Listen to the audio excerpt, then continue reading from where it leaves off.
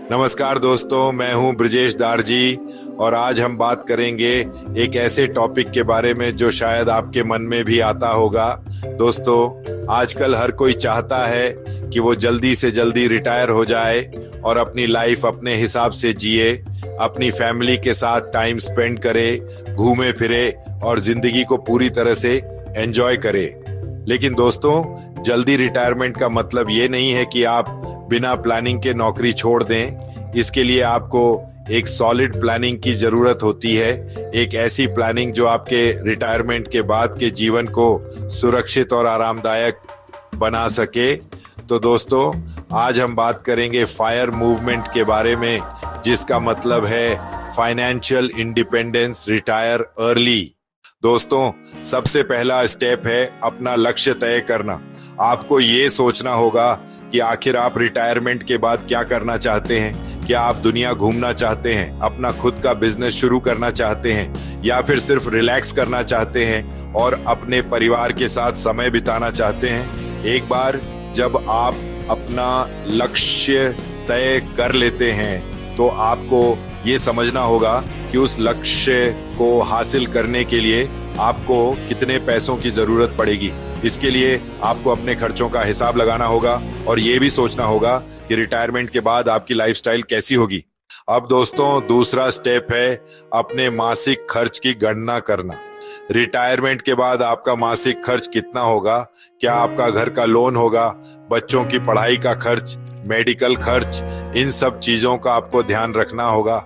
याद रखें दोस्तों, महंगाई हर साल बढ़ती रहती है, इसलिए आपको अपने मासिक खर्च की गणना करते समय महंगाई को भी ध्यान में रखना होगा। Retirement corpus fund. दोस्तों, अब बात करते हैं रिटायरमेंट कॉर्पस फंड की। रिटायरमेंट कॉर्पस फंड वो पैसा होता है जो आप अपने रिटायरमेंट के बाद के खर्चों को पूरा करने के लिए जमा करते हैं।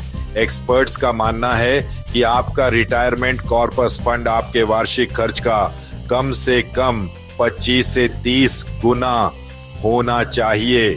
मान लीजिए आपका वार्षिक खर्च 5 लाख रुपए है, तो आपके पास कम से कम 1,25,00,000 से 1,50,00,000 रुपए का रिटायरमेंट कॉर्पस फंड होना चाहिए।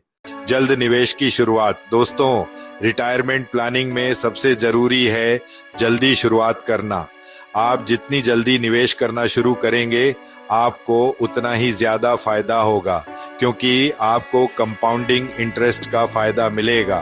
कंपाउंडिंग इंटरेस्ट को आप ऐसे समझ सकते हैं जैसे बर्फ का गोला, जितना बड़ा होता जाता है उतनी ही तेजी से वो और बड़ा होता है।